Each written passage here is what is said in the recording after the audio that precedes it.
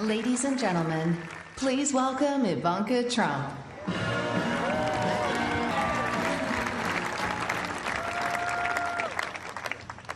Good evening. Before I begin, I want to send a special message to everyone who's been affected by Hurricane Laura. Our hearts are with you. The President will continue to support you every step of the way. And just like Americans always do, the nation will come together to help you rebuild your homes, businesses, and communities stronger and more resilient than ever before.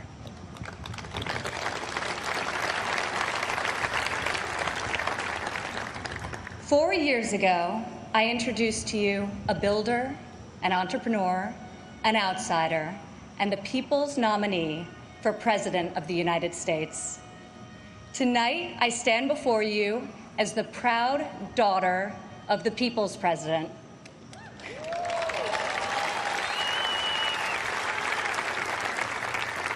He is our commander-in-chief, champion of the American worker, defender of common sense, and our voice for the forgotten men and women of this country. He is our president and my father, Donald J. Trump.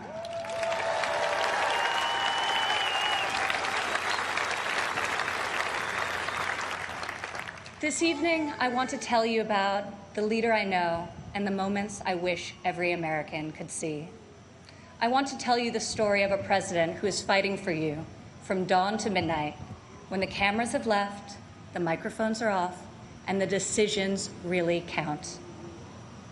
When Jared and I moved with our 3 young children to Washington, we didn't exactly know what we were in for, but our kids loved it from the start. My son, Joseph, promptly built Grandpa a Lego replica of the White House. The president still displays it on the mantle in the Oval Office right over there so that he can show world leaders, just so they know he has the greatest grandchildren on earth. I agree.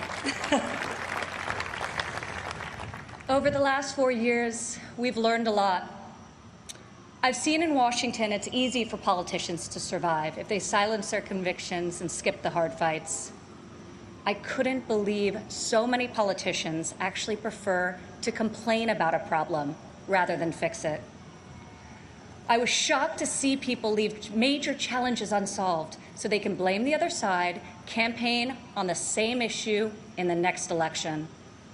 But Donald Trump did not come to Washington to win praise from the Beltway elites. Donald Trump came to Washington for one reason, and one reason alone: to make America great again.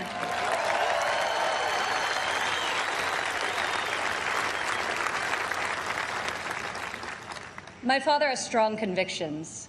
He knows what he believes, and he says what he thinks. Whether you agree with him or not, you always know where he stands. I recognize that my dad's communication style is not to everyone's taste, and I know that his tweets can feel a bit unfiltered. But the results speak for themselves.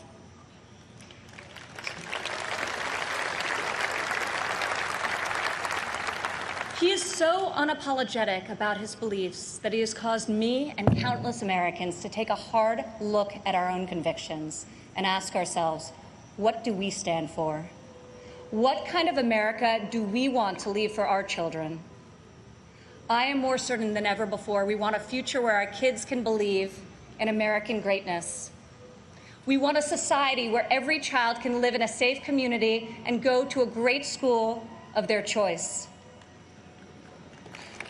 We want a culture where differences of opinion and debate are encouraged, not canceled, where law enforcement is respected, where our country's rich diversity is celebrated, and where people of all backgrounds, races, genders, and creeds have the chance to achieve their God-given potential. This is the future my father is working to build each and every day.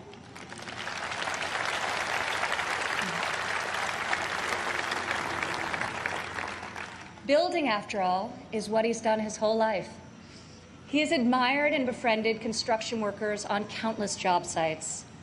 But it has been a new and profound experience for him and for me to see these stoic machinists and steelworkers come to him with a tear in their eye and thank him for being the only person willing to go to the mat for them, for their jobs, for their families, and for their futures. To the hardworking men and women across America and here tonight, you are the reason my father fights with all of his heart and all of his might. You are the reason he ran for president in the first place, and you are the reason he is going to keep fighting for 4 more years.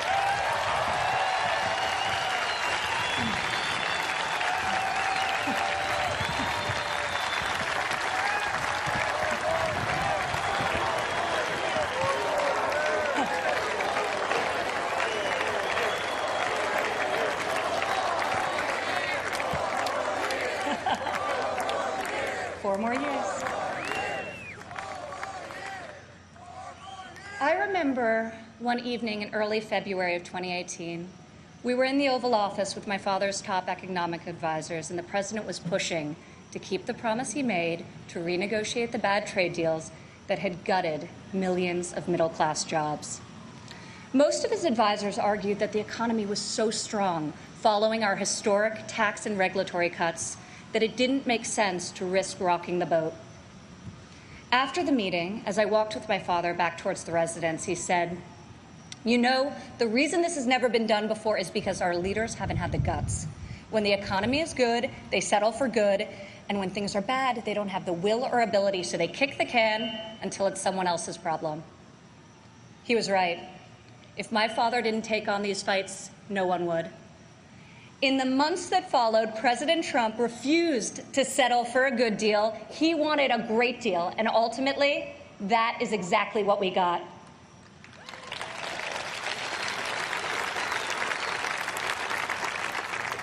I remember each time he was updated on the progress of the new trade deal with Mexico and Canada, he would say, "Don't let down those dairy farmers I met in Wisconsin. I don't want them to like this deal. I want them to love it."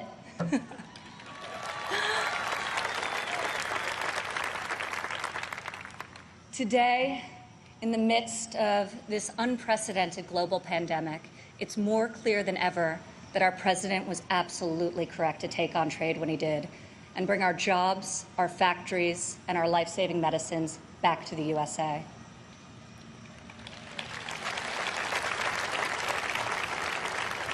As our nation endures this grave trial, I pray for the families who are mourning the loss of a loved one, for those who are battling COVID-19, and for the first responders and the healthcare heroes who remain on the front line of this fight. The grief, sorrow, and anxiety during this time is felt by all. I've been with my father, and I've seen the pain in his eyes when he receives updates on the lives that have been stolen by this plague. I have witnessed him make some of the most difficult decisions of his life. I sat with him in the Oval Office as he stopped travel to Europe.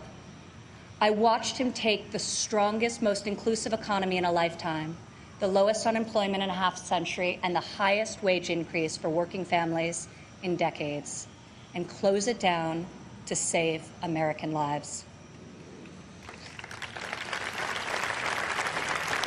It is why our president rapidly mobilized the full force of government and the private sector to produce ventilators within weeks, to build the most robust testing system in the world, and to develop safe and effective treatments, and very, very soon a vaccine.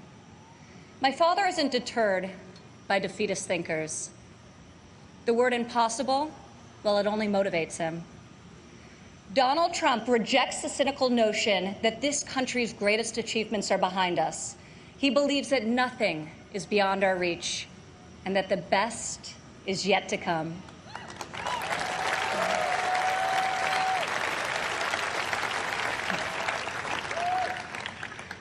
I have seen all of my life how my dad believes in the potential of each individual. Earlier this evening, we were all inspired by the incredible testimony of Alice Johnson, a great-grandmother who was sentenced to life in prison for a first-time nonviolent drug offense. I was with my father when he decided to commute Alice's life sentence. Together we watched Alice leave prison after nearly 22 years.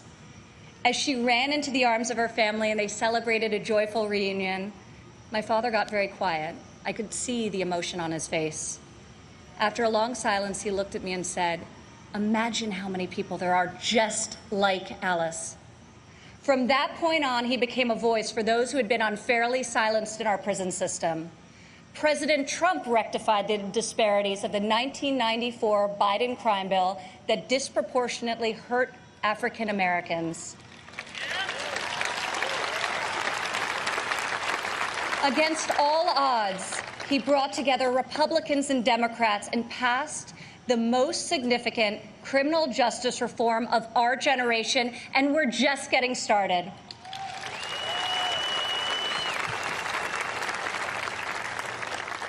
My father did not campaign on this issue. He tackled this injustice because he has a deep compassion for those who have been treated unfairly. More than rhetoric and political prose, the ability to build consensus and achieve bipartisan success will help heal our country's racial inequities and bring us forward together. President Trump is advancing the American values of work and family. 4 years ago in Cleveland, I said President Trump would deliver for working women. Last year, over 70% of all new jobs were secured by women.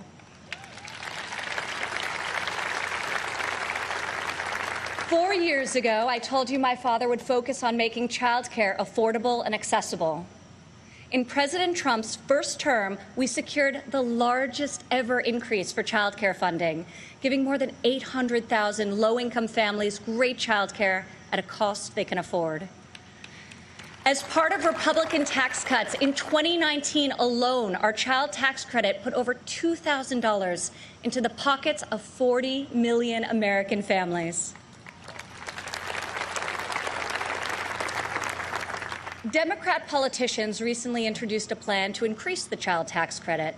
Yet when I was fighting less than 3 years ago at the president's direction to get Congress to double the child tax credit, not a single Democrat voted to pass the law. We got it done anyway.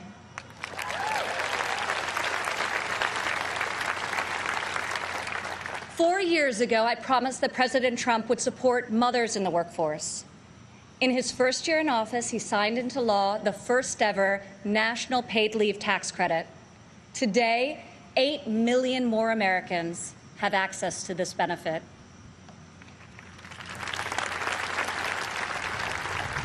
4 years ago, I said that Americans needed an economy that permits people to rise again.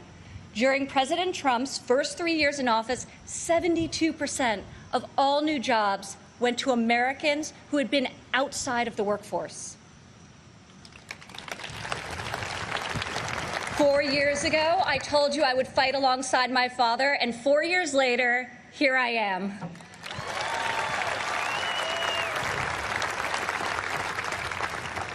Many of the issues my father has championed are not historically Republican priorities.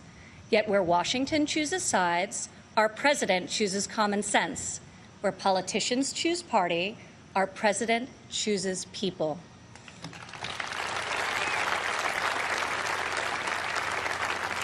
Since the day he took the oath of office, I've watched my father take on the failed policies of the past and do what no leader has done before.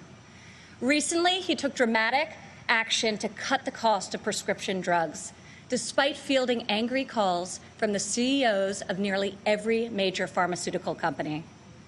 Now, when we see attack ads paid for by Big Pharma, my dad smiles and says to me, "You know, we're doing something really right if they're hitting us so hard."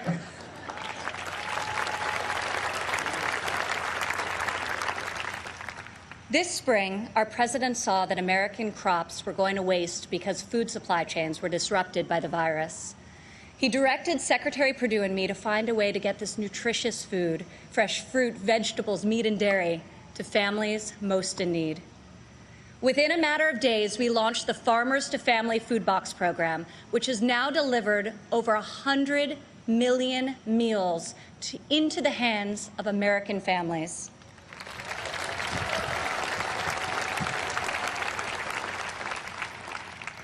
To protect the most vulnerable among us, I've worked alongside the President as he signed into law 9 pieces of legislation to combat the evil of human trafficking.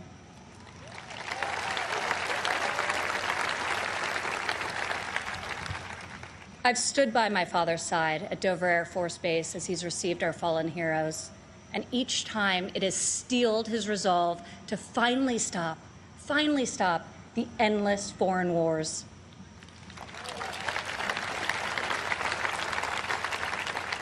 To change the paradigm in the Middle East, he took a fresh approach. I heard foreign leaders beg him not to move the American embassy to Jerusalem, yet he delivered on a promise also made and unfulfilled by past presidents because my father knew that it was the right thing to do.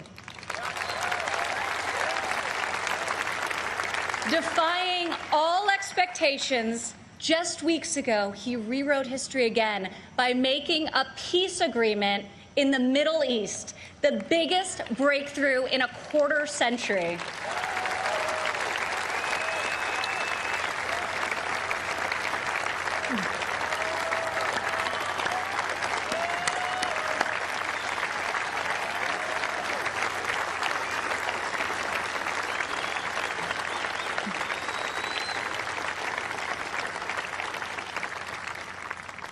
For the first time in a long time, we have a president who has called out Washington's hypocrisy, and they hate him for it. Dad, people attack you for being unconventional, but I love you for being real, and I respect you for being effective. Our president refuses to surrender his beliefs to score point with the political elite. To my father, you are the elite. You are the only people he cares about scoring points with. If these problems were easy to solve, previous presidents would have done so. But you don't achieve different results by doing things the same way. Washington has not changed Donald Trump. Donald Trump has changed Washington.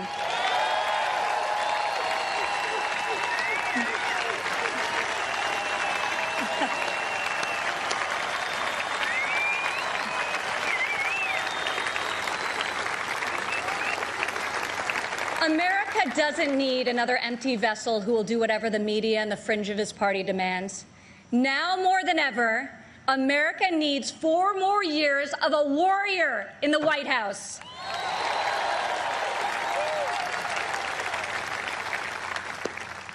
Tonight, I could not be more proud to introduce my father, a man I know was made for this moment in history.